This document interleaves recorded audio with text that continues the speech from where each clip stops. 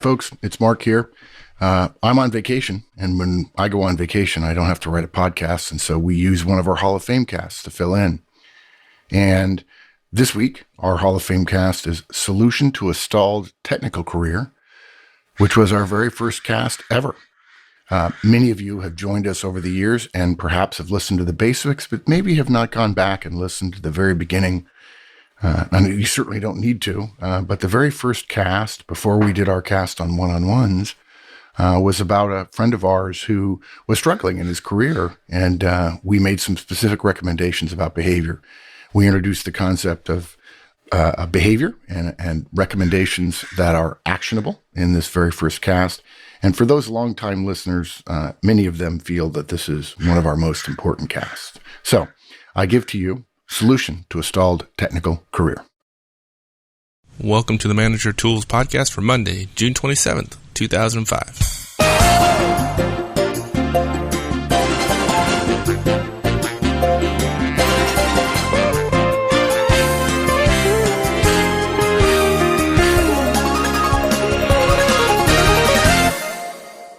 Hi, my name is Michael Ozan, and I'll be your host for today's show. Again, welcome to the Manager Tools Podcast. Manager Tools is a new weekly podcast focused on helping you become a more effective manager and leader. If you're tired of a lot of management theory and would rather learn specific actions you can take today to improve your management performance, we think you'll enjoy the Manager Tools podcast. Along with my good friend and business partner, Mark Horstman, each week we'll be talking about new tools and easy techniques you can use to help achieve your management and career objectives. Again, welcome. Let's get on to the show. Hey, Mark, how are you? I'm good, Mike. How are you? I'm doing great. Good. Hey, we've been talking for a while about doing these podcasts around leadership and management topics. Yep. The idea of kind of helping people through the challenges that new and even experienced managers have. Right. Interestingly enough, I got an email from a friend of mine the other day, and was asking something I know you have some experience with, and he's a senior manager in a large information technology organization. Yep. In a large Fortune 500 organization. And he is, and I know him personally, I used to work with him some time back. He's an absolute genius when it comes to technology. He is very, very good. So it's, surprising in some ways, but not so surprising as I think you'll quickly get to what I think the issue is, but he is having problems in terms of his effectiveness. Yeah. He has lots of ideas. He's been responsible for a number of great ideas that have really contributed to the bottom line, but he's kind of at a stage in his career now where he's got 60 people or so working for him. He's got a relatively significant piece of the organization that can influence business. Right. He's moved into a space where he's dealing with customers and directly with the marketing organization that really kind of runs this company. Right.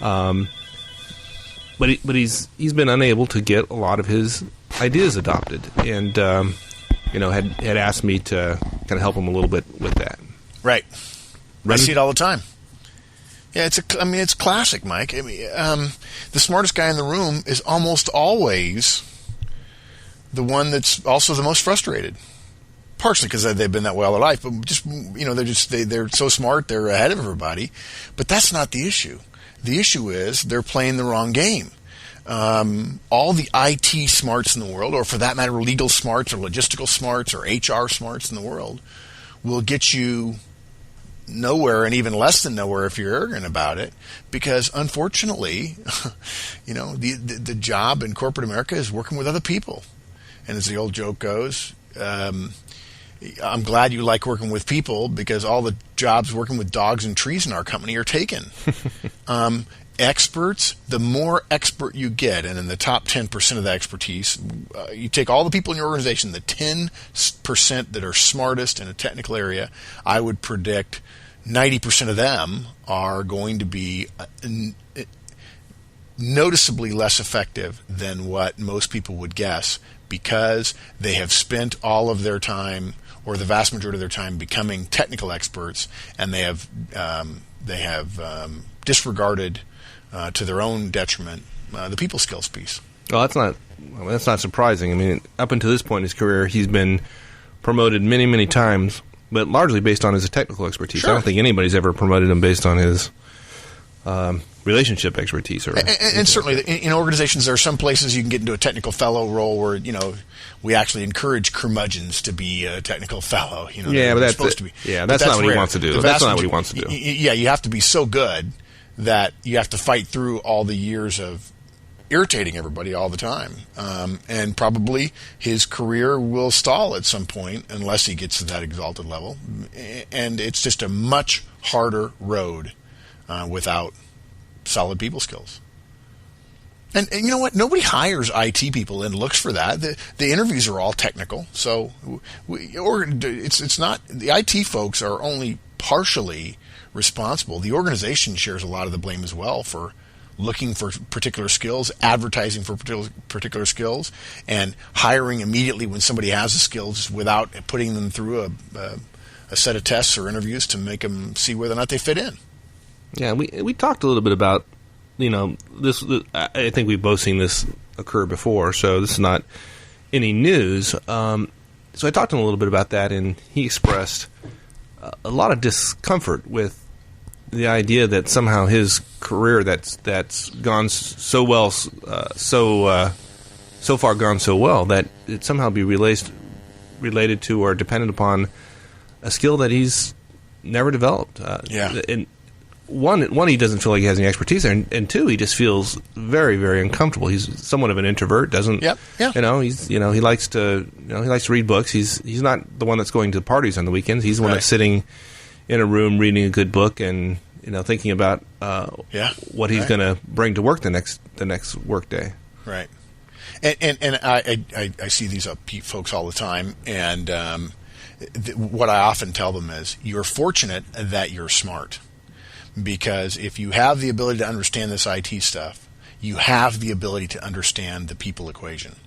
And so once they put their mind to it, and that's the big issue, will they choose to or not? Once they put their mind to it, they're quick to understand what the issues are, and they're on a fairly steep learning curve, and as soon as they start behaving in slightly different ways, they learn very quickly from their own behavior, they change their behavior, and they start getting results. If you can get somebody past the, I don't want to do it because I've never done it before and I'm afraid of failing, because over here in IT I'm really smart, if you can get them past that first moment of hesitation, they're smart enough. If they're experts, they're smart enough to figure it out and get some quick wins, and then say, okay, I'm really going to be good at this. And you don't have to be salesman of the year. You simply have to reduce the negative impact of your lack of relationship building skills. You need to reduce that impact on the negative impact on project success. Okay, so what does he have to do? I mean, I know another person who understands. Now, this person understands the fact that you have to have good relationships. Right. And he thinks he does. And the fact of the matter is, he doesn't. He's another technology guy, and he is awful. Nobody wants to talk. I mean, so obviously, just knowing that you have to have the ability to create relationships is not important enough. There must be very specific things you can do to create a relationship. Yes. Yeah. All right. Well, first of all, let's go back and let's cover some simple bases that people often ask me about. I get these questions all the time. Okay. So do I need to do, I'm young, I'm struggling a little bit, or I'm in the middle of my career, I'm struggling a little bit. What do I do? Well, the first thing I got to tell you, the first key piece of advice is more technical training is not the answer. Okay. Now, there is a certain amount of technical training that you've got to get. You've got to stay current. But I would encourage virtually every single IT person who is hearing this podcast to right now to say the next training you should take should be in soft skills.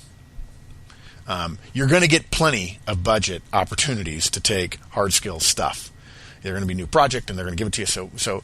So first thing, spend some time on the soft skills. It's not very expensive, and it can pay you real dividends.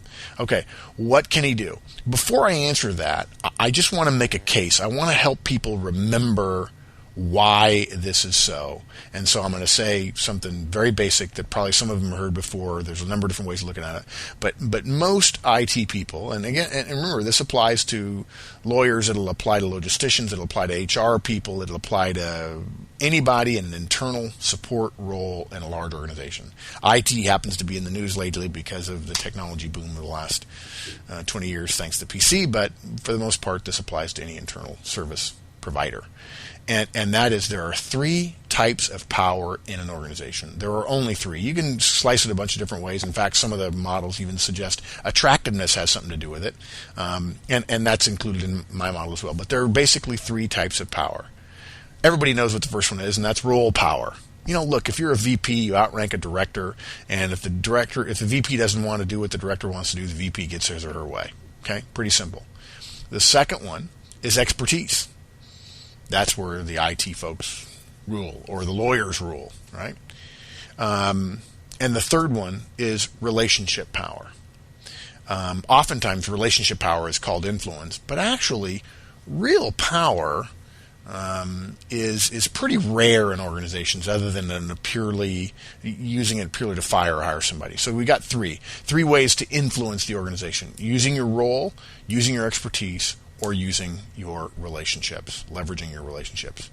Here's the dirty little secret about that, Mike, that really ought to ring true with the IT folks who are struggling with this question all the time. And again, I get this question all the time. And that is, you are not going to change your positional power at all while you're in the organization unless you get promoted or demoted. Simple as that.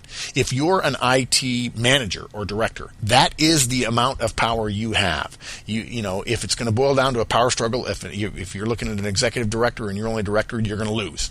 Okay? You can't change your positional power as long as you're in the role you're in. Secondly, expertise. It's unlikely in any short period of time, 6 months, 9 months, a year, you're going to change your influence based on expertise. You are what you are. Maybe you'll learn an extra programming skill, or maybe you'll learn an ability to do something on the web or design or something like that. But that's unlikely. Expertise, generally there's some sort of threshold of beginner ability.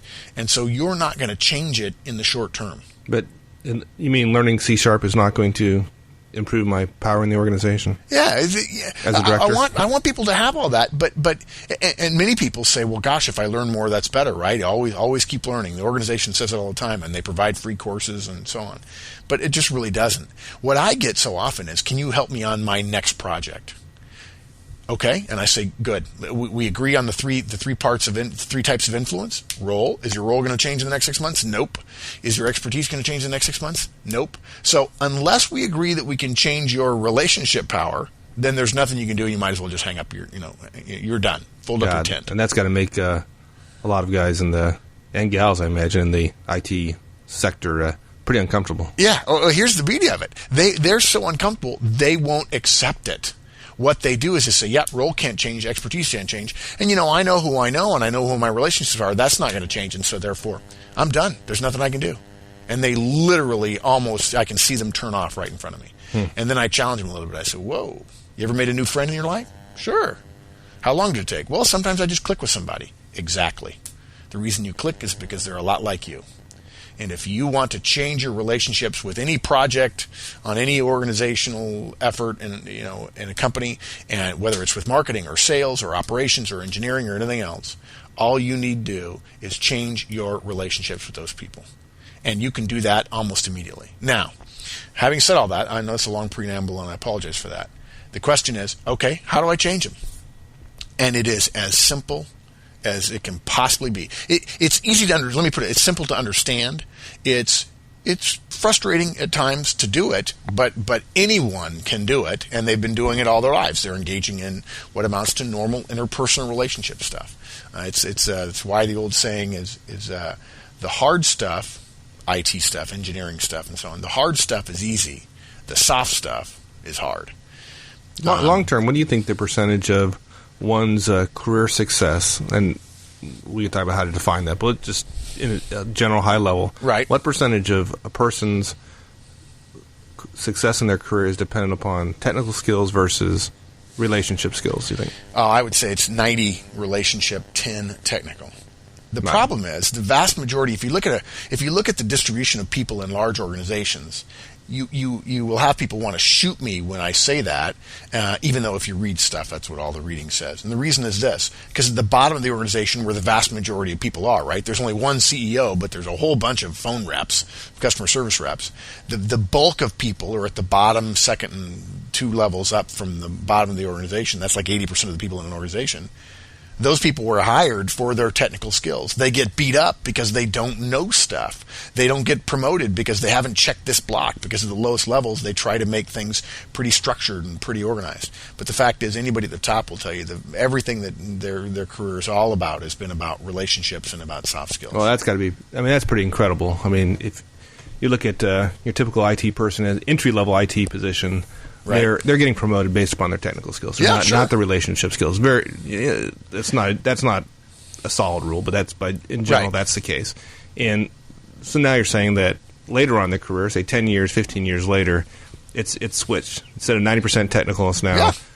That's why there's such a glut in middle management, because that's when it really becomes obvious that relationships are so important, and there's been no investment in relationships, and that's why people who make it through there, a lot of IT people, a lot of engineers, a lot of logisticians, a lot of HR people go, yeah, that guy, he's at the top now, he's not one of us, and they kind of show disrespect for the person who made it through. Well, the reason is because they're engaging in a different set of skills. They're no longer one of us. Yeah, it's interesting. I had this.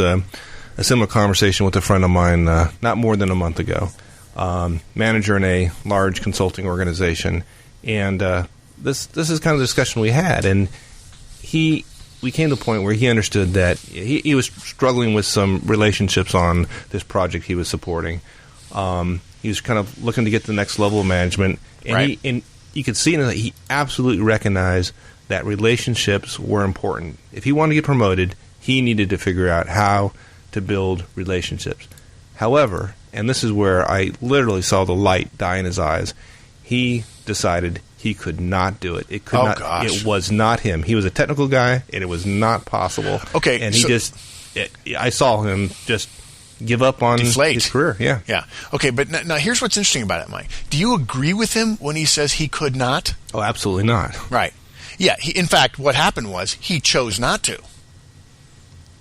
But he absolutely can, and I can tell you exactly how. I can lay it out in 2 minutes. And once I tell everybody this, it's like, yeah, that's easy. And then all you have to do is go do it. And it is literally not rocket science. All right, you got 2 minutes. Give me the secrets. Okay, 2 minutes. If you want a better relationship with other people, you must communicate in a way that works for them. All human beings evaluate communication that they receive. Okay, if you're talking to me, when you're talking to me, I evaluate my relationship with you based on 2 factors. Quantity of communication with you and quality of communication with you. Simply this. I talk more to my best friends and close friends than I do to strangers, than I do to people who I'm not close with or just with random acquaintances. I talk more to people. I have more communication with people who are closer to me and I have better relationships with. That's the primary measure of relationships. We could map all the relationships in a corporation just by how often people exchange emails and voicemails. The second thing is quality. Once you establish quantity, then the second thing is if you talk to me more about I said that wrong, I'm sorry. Quality is simply this. Are you talking to me about stuff that's of interest and value to me? So the person with whom I have the best relationship is the person I talk to the most about things that are of value to me. It's as simple as that. So if you want to have a better relationship with a marketing person, any IT person in the world can immediately improve their relationships with people, their internal customers, by simply talking more to them about things that are of interest to them. Well, not the IT person, but to the person who's their customer. Well, what if the thing they want that is of most interest to them is their dog or their kids or I don't care. Things Talk I to don't them about really that. care about. Yeah. I don't care. Yeah. Absolutely. Now, there are people who say to me, Mark, I don't want to do it. I said, that's okay. Look, but you can't refute the logic, since IT people so often are talking about, well, that doesn't flow and it's not logical and so on. You can't refute the logic, but if you don't want to, that's fine if you think dogs are unimportant. You know what's funny about that? The marketing people think code is unimportant. And that always offends IT people. Well, I'm sorry. You're going to offend me by saying my dog's not important. I'm going to offend you by saying, I can offend you then by saying your code's not important. You know, for me, I can tell you it's real easy. You want my time? Know my kids' names. My kids are important to me. Okay? So I can give almost anybody an example in their own life about stuff that's of interest. In fact, I do it all the time. I start talking to potential clients and I ask them who they are and, a little bit about their background, and then I probe and I want to know more about them. I'm interested in them. And you might think, oh, gee, that sounds like sales. Well, yeah, but sales has a bad rap. Sales is what keeps your company in business. It's as simple as talking to your internal customer more often about things that are of interest to them. It's interesting. I had a friend of mine, you know this person, it's a mutual friend of ours who was trying to get some influence with her boss and found out that she had to learn baseball. She has no interest in sports whatsoever, but her boss loved baseball. So guess what? She learned baseball. Yeah. She didn't call a home run a touchdown anymore, and things work better. Yeah.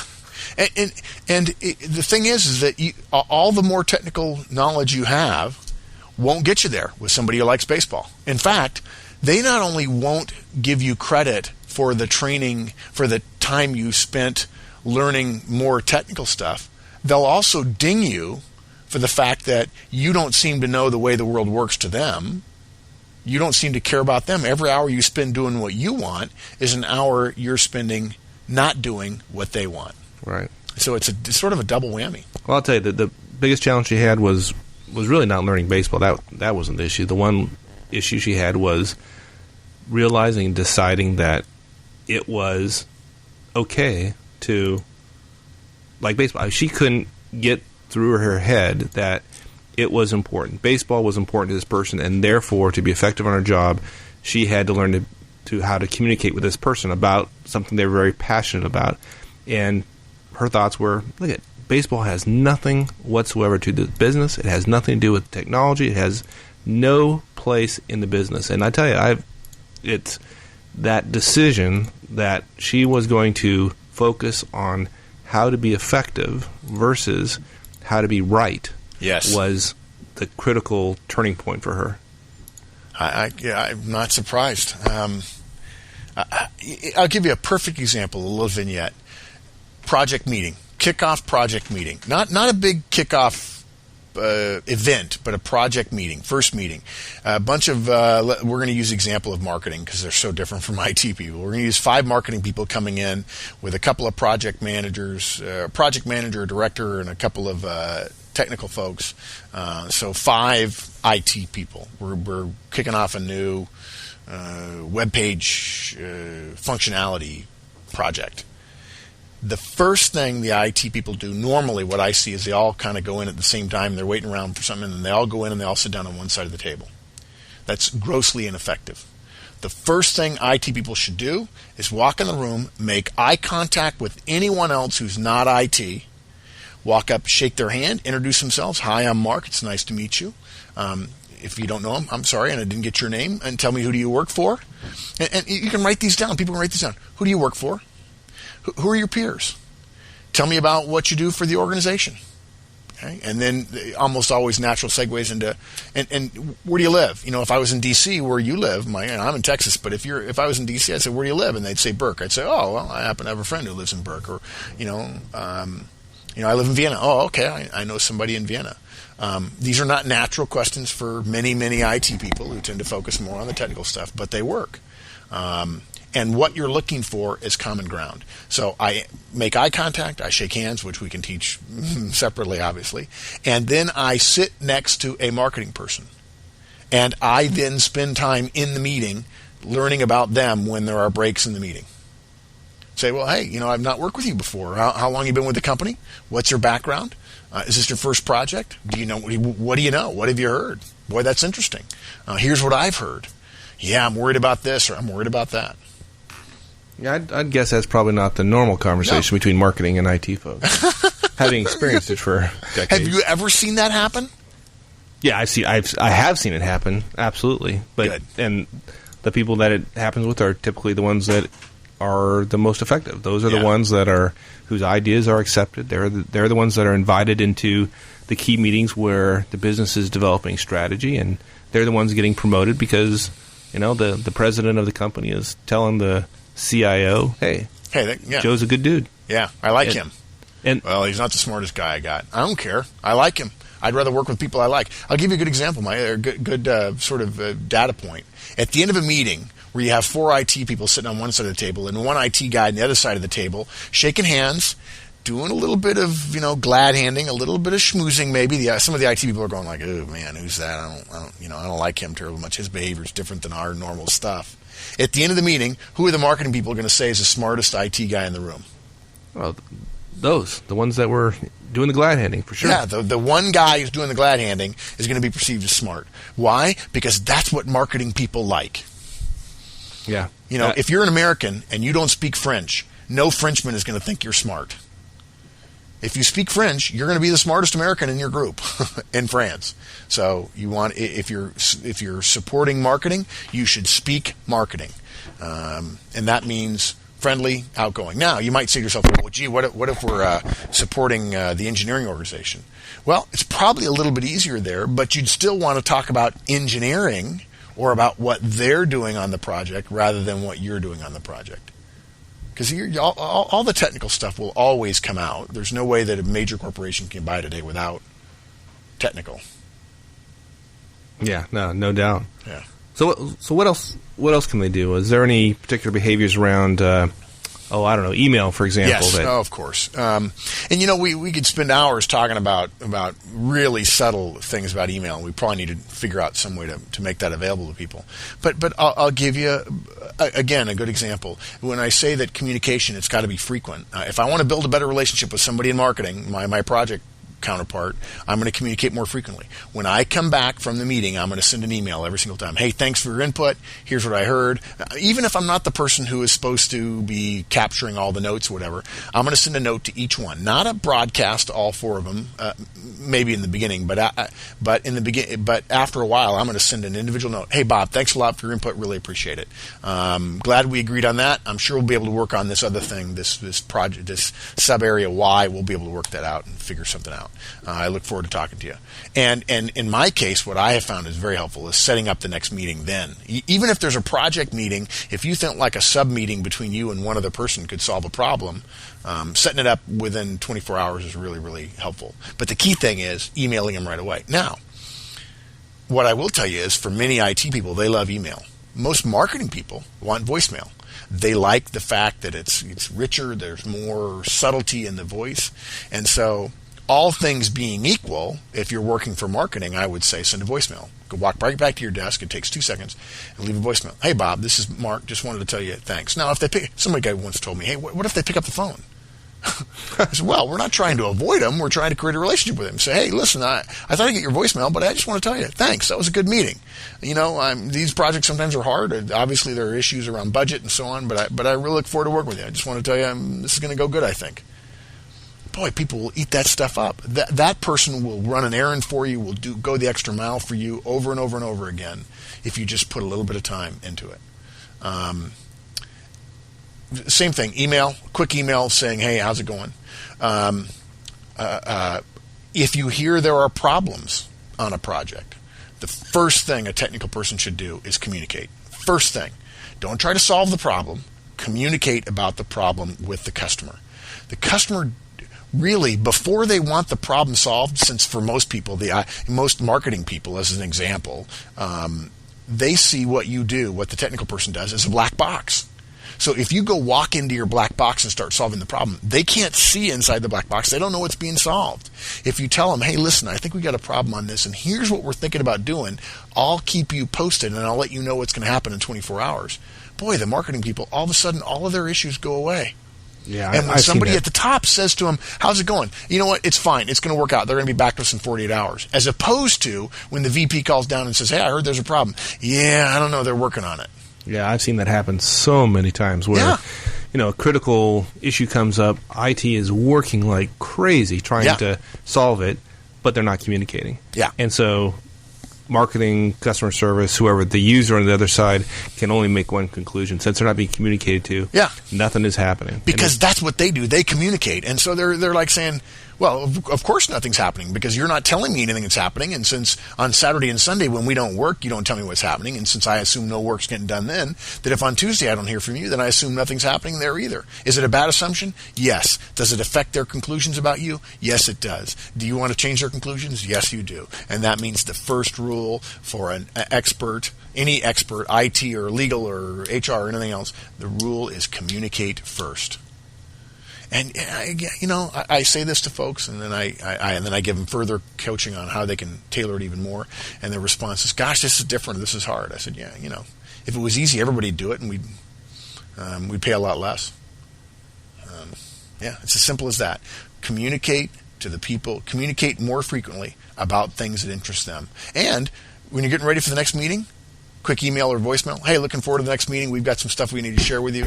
Hope things are going well." And then go sit down next to somebody different or the same person and engage them a little bit more. "Hey, how was your weekend?"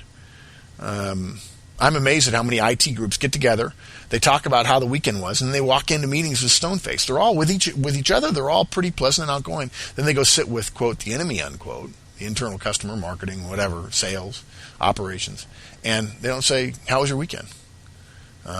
That on Monday, you can't start a meeting in corporate America without "How was your weekend?" Particularly with a sales or marketing or operations organization where people and communication are so critical and be effective. It's not going to work. Okay, so let's be different. We decided when we started talking about doing this podcast, right, or things like it, that we wanted to give people practical steps that they could take, measurable steps to make a difference, such that they could come back a week later after having listened to the podcast and say, "Hey, this stuff works." Right. So okay, so let's get everybody a homework assignment. Oh, I can't believe we're saying that, but let's get these guys a homework assignment so that next time they come to the podcast, they'll know that this stuff works. What can they do? What can they focus on for, let's say, a week and get measurable results? Or is there anything in a week you can do? Oh, gosh, yeah, of course. Well, the first thing I want to do, they may not get results in a week, but the first thing I'm going to tell them to do, sign up for a course that the company gives them for free that has something to do with interpersonal skills. Just that. You're going to get credit for it, and it's not technical. And it probably won't be as long or as involved as most technical courses are. Okay? Second thing, on the project they're on now. Okay, let's say, I know people tend to be on multiple projects. On the projects they're on now, even if they've got 6 weeks, 12 weeks, 25 weeks of previous behavior, and it will appear unusual to the marketing people, again, I'm going to use marketing as an example, they should pick up the phone for the next meeting. "Hey, listen, Bob, looking forward to our meeting. Hope it goes well. Hope you had a good weekend. Love to catch up with you at the meeting." Okay? Then, next thing, when they go into the meeting, shake hands with everybody on the other side of the table, ask how they're doing, and sit next to somebody from the other side of the room. From the other side of the fence, sorry. Okay? When the meeting's done, shake hands with every person, make eye contact with them, and say, "Hey, thanks. Yeah, a couple of things went wrong, but that's okay. We'll work on it. We got it. And we'll keep you posted." Then, for 1 or 2 or perhaps 3 or 4, depending upon what kind of connection you add with people, leave a voicemail or send an email, not a broadcast email, to those people saying, "Hey, good meeting. Learn a lot. We're going to work on this. Appreciate your input on that. Try to focus on the positive."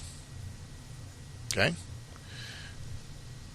I can do that. There are several things you can do right there. Okay? Now, one other thing I want them to do it's related to this project, but it really has value in future projects. And that is they need to start putting together a dossier or figure out how they do it, whether they use Outlook or they use a notebook or something. For me and for most people in corporate America, it's going to be Outlook and using the contacts folder or something like that. And they need to capture their relationship with these people. They need to capture their notes about what Joe Smith does and what Bob Jones does and what Mark Jackson does. Okay? He's from Vienna, and he's got 3 kids, and he's got 2 dogs. His wife is really into his daughter's gymnastics career, whatever the case might be. Okay? And the reason we do that is so the next time they work with somebody, if it's 18 months later, and I used to work with him, but I don't really know him, at least you've got some baseline. He's got 2 dogs, he's got 3 kids, his wife is really into the gymnastics thing. Believe me, that. If I asked my client, one of my executive coaching clients, to do that, and he or she did all of it, I'd be shocked. So that's a full plate for most people. Wow, that makes a difference. Oh, gosh. Well, it's simple.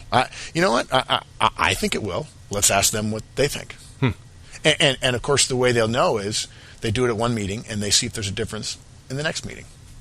All right. Well, after this, we're going to set up a conference call with that friend of mine I referred to, and matter of fact, we'll just send them this podcast. Okay. Make them listen to it, and see if he says he can't do that. And he's a bright guy, so I guarantee you he'll say, well, I can do that. That'll make a difference? I said, yeah. Yeah. And and then there's 100 things more. Immediately I start thinking about this guy. I said, I wonder what kind of facial expressions, what kind of body language he has. And that's all stuff we could hypothetically talk about. Sometimes it doesn't translate very well over, just audio, but there's some things we can do almost immediately to help people be more effective in the subtle parts of interpersonal relationships. Sure. Well, sometimes you got to learn by doing. Just like we decided to just do the podcast and not worry too much about whether or not it was perfect or not, and we grow and learn, and next time we'll probably do something a little bit different. But right. So was this helpful? Yeah, this is great. Okay, good. This is great. I'm gonna send this to a few people, and we'll see what they say. The other thing we need to build, since I'm an ex-IT guy, we really need to build some kind of application to track folks' behaviors on the podcast, so we can talk about how Joe, Bill, and Jim did on their homework assignments. Yeah. And track results. That'd be kind of cool. That would be kind of cool. Yeah, we'll talk about that. Okay, good. All righty. Thanks, man. Hey, we'll talk to you later. All right, bye. Bye-bye. Thanks for listening to the Manager Tools Podcast. We hope you enjoyed it. Be sure to visit our website at www.manager-tools.com. As you progress, you'll find more and more useful and interesting information and tools on the website. Until next time, so long.